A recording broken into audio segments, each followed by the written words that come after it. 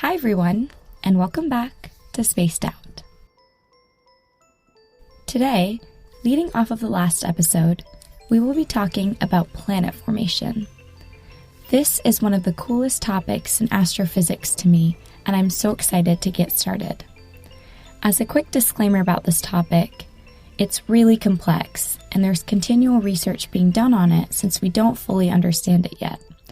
So, I will discuss some well-known ideas, and we can potentially go into depth in other theories and processes in a future episode. First, a quick recap of what the previous episode was about, since these two are really well connected. The last episode was about star formation. Essentially, a star starts out as a giant stable molecular gas cloud that, due to collisions and nearby disturbances, starts to become unstable, and it eventually undergoes gravitational collapse. Now, when this gas cloud collapses, it forms a dense ball, and the center of that ball is the protostar. The protostar is a beginning stage in star formation prior to the full evolution of a star. But surrounding that protostar is a disk full of gas and dust, which is the bed of planetary formation. Now, that disk is what drives the concepts and ideas we will discuss in this episode. If any of that explanation felt too confusing or rushed, I recommend listening to the previous episode that went over the entire process of star formation more simply and in greater detail. Let me start with an overview of the disk around the star. So this disk is called the protoplanetary disk. It's composed up of a lot of gas and dust and ice, and it orbits around the protostar that is in the middle. Now, the composition of this disk is really varied. The gases and the dust are not homogeneous. There's hydrogen, helium, carbon monoxide, water vapor, ammonia, methane, and nitrogen gas, as well as other trace gases. Now, all of these gases, dust, and ice live in different places of the disk depending on their distance to the star. Now, this may seem completely random at first thought. Why would there be different compositions based on distance to the star? The answer is actually pretty intuitive, and hopefully it'll be really clear why. Now, we can simplify this idea by thinking of the disk in three regions based on temperature. There's the hot zone, the cold zone, and say the middle zone. The hot zone will be close to the star, because the star is emitting heat, while the cold zone will be furthest from the star, since it doesn't have a nearby heat source to keep it warm. Now, the middle zone would just be between the two. These three regions, in other words, mean that there is a temperature gradient in the disk, which influences which state materials can exist in throughout the disk. Now, here is where I will have to go over a couple of facts regarding the structure of the disk, but it'll all be really important when we think of planet formation as a whole, so stick with me. To start, ices need colder temperatures to exist, while gases exist in warmer regions. Now, this is something you guys have all probably learned, or you can see it from observation. Now, different materials have different freezing, melting, and sublimation points. Sublimation is transition to a gaseous state. For example, metals and silicates have high melting points. Melting point is just the temperature at which the substance will melt, and a high melting point means you need to reach a higher temperature in order for the substance to melt. So metals and silicates have these high melting points, but ices like ammonia, water, and methane have low melting points. This means that metals and silicates can persist better as solid grains closer to the star than ices can, since near the star it's very hot, and under hot conditions, the ices would be in vapor form. However, the metals and silicates are a lot more durable to this high temperature, so they can exist throughout the disk, though relative to the ice grains, they are a lot more abundant closest to the star. Now we can discuss what are called snow lines, or some people call them frost lines. Before we go into depth about them, we have to understand what volatiles are. We can sort of think of volatiles as things that are easy to boil or easy to melt. For example, if you're eating ice cream, you have to eat it really fast because of how quickly it melts, especially on a hot day. Now, volatiles behave similar to that. They can melt or sublimate when it gets warm enough. And they're often compared to what are called refractory materials. Refractory materials are like rocks or metal, which don't change state as easily. We don't regularly worry about our rocks or metals melting unless we get them super hot, which takes quite a bit of effort. Now, with regards to space, some examples of volatiles we normally refer to are water, methane, and carbon dioxide. When it gets really cold, they can freeze and solidify, but when it's warmer, they can melt. And when it gets really hot, they can turn to gas. On the other hand, refractory materials are tougher and they stay solid in the cold, and even when it's really hot, like close to the sun. Now, back to snow lines. Snow lines are boundaries we've discovered that mark the distance from the star where temperatures get low enough for volatile substances to freeze and form solid ice grains.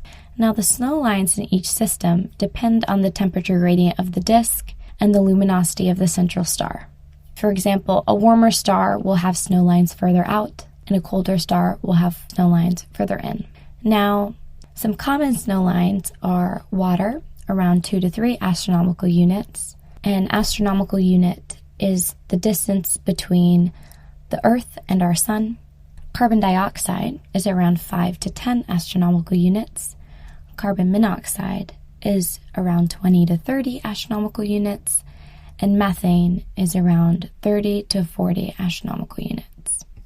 It's important to understand that that is a range, and the snow lines can obviously differ from that exact range depending on the solar system and its components. Now, these lines create distinct regions in the disk with different compositions. In the inner region of the disk, before the water snow line, within 2 astronomical units, closest to the star, the temperatures are really high. Now here, metals and rocks can survive as solids, but temperatures are too high for volatiles to condense as ice. Due to this, the dust particles in this region are composed up of refractory materials, and they are bare, meaning they are not coated with any sort of ice. Now, this lack of ice coating means the particles are less sticky and less massive, so they don't stick together to form larger bodies as fast. This is why, closer to the Sun, and within approximately 2 astronomical units, we see smaller and rocky bodies, which are the terrestrial planets. Now, as you move outwards past the water snow line, the temperatures have dropped enough for water to freeze, meaning the dust grains in this region are coated with water ice. This makes the particles more massive and increases their surface area as well as their stickiness, making them more efficient at clumping together and growing larger.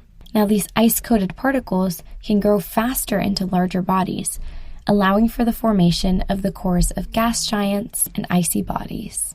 Now, way past all this, maybe around 20 astronomical units, temperatures are incredibly low, allowing for more volatile ices like carbon monoxide and methane to condense. Here, the dust grains accumulate many layers of ices, resulting in both a diverse composition as well as an increase in the size and the mass of the grains, creating the formation of larger planets. Now, these are all trends we see in our solar system. The icy-coated particles beyond the snow lines can accumulate more material quicker, which is why we see larger bodies in the further out regions. In contrast, in the inner part of our disk, there are mostly bare particles made of rock and metal that struggle to grow as fast because they're less sticky and smaller, leading to the formation of our smaller, rocky planets. But how do these large planets actually form from just dust grains? Planets form through a process called accretion. The first step is with all the dust particles in the disk. Now, these particles are all moving and colliding with each other to form large clumps. These large clumps grow to form millimeter to centimeter sized particles that we call pebbles. As these pebbles collide and stick together, they continue to grow and reach a critical meter size. Here arises a concept we call the meter barrier, which is a challenge in planet formation. Dust particles in a disk experience gas drag as they orbit the star, because the gas in the disk actually orbits the star slightly slower than the solid particles do. As the particles grow larger, they experience more drag because they're heavier and have more surface area. The drag causes them to lose angular momentum and spiral into the star really fast, keeping them from colliding to form even larger bodies that later become planets. But we know that somehow these dust particles have found a way to overcome this, because we do see planets in our solar system and in other solar systems. So researchers have proposed several theories as to how this barrier is overcome to result in large planets. For the sake of time and complexity, I'll discuss one: the streaming instability. The way I learned about streaming instability was with an analogy of cyclists biking against the wind. If you're riding bikes with your friends on a really windy day, if you're biking against the wind, it slows you down a lot, making it harder to speed up and move faster. Now, the faster you try and go, the more the wind pushes against you, similar to how larger dust particles face more gas drag. Now, to reduce the effect of the wind, many cyclists in competitions start drafting behind one another, if you've ever seen one. If you and your friends start riding close together in a line, you'll actually reduce your total surface area because you're going to move as a collective body. Now, in this line, the cyclist in the front still feels the same amount of drag, but all the ones behind them feel less wind resistance. Now, this is exactly what gas particles do. They clump together in a line so that the dust clumps are able to get larger, but still keep their surface area limited, so that they avoid slowing down tremendously, losing angular momentum, and getting dragged into the star. Now, this allows them to clump into regions of very high densities. All these dust particles are gravitationally attracted to one another, so the mutual gravitational attraction of all the dust particles can actually cause these really dense regions to gravitationally collapse to form kilometer-sized objects called planetesimals, which bypass the meter barrier entirely. Now, once these planetesimals form, they continue to grow by collision to form planets. Now, there are many small intermediate steps in here with a lot of theories, but for the purpose of this episode as an introduction, I will not currently delve into them too much. As mentioned earlier, the type of planet formed depends on its location in the disk. The hotter, rocky planets form closer to the star, while the icy planets form further out. As a quick note, I should mention atmosphere formation. Inside the water-snow line, the temperatures are too high for gases to condense into ice. So the planets that form in these regions, like Earth and Mars, are much smaller, and they don't have enough gravity to hold onto the large amounts of gases during their formation, meaning they can't accrete significant atmospheres directly from the gas in the disk. Therefore, they have their atmospheres that are more likely to be formed through volcanic outgassing or later delivery by comets. But beyond the water-snow line, in the cooler regions, the rapid formation of these icy cores, because the particles are more sticky and larger, allows planets to become large enough to attract a lot of hydrogen and helium gases directly from the surrounding disk to form thick atmospheres. So we've outlined the expected location and types of planets, like rocky planets close to the star and icy giants further out, all of which can kind of be confirmed by our own solar system. But as we look across multiple star systems, we're finding some exceptions to these rules. For example, we find a lot of planets we call hot Jupiters. Now, these are massive gas giants, physically similar to Jupiter, but are found extremely close to their stars, where temperatures are far too high for ices to form. Now, these planets likely originated further out in cooler regions while they were forming, but were somehow drawn inward, maybe due to gravitational interactions or planetary migration. Then, we have what are called super-Earths. These are rocky planets, much larger than Earth, but still within close proximity to their stars, and sort of seem to break this mold and idea we have of rocky planets being small and less massive. And we can't forget the mini-Neptunes, or warm Neptunes. These are planets with really thick atmospheres that sit between terrestrial and gas giants. They're found closer in than we would expect, where these high temperatures kind of confuse us because they challenge our idea of how these atmospheres on these planets are formed. And these Neptunes have really high atmospheric retention, which is something we wouldn't expect from where they currently sit. Now, the discovery of these unexpected types of planets challenge and refine our models of planetary formation and are actually pretty different from our solar system, reminding us that while we have broad ideas, we still need to iron out a lot of details and keep exploring more. This is part of the reason why this field is growing so big and has so much to offer. Now, with every new planetary system, we uncover more. So thanks for joining me on this episode. I'll catch you next time as we dive even deeper into the wonders and the mysteries of the universe.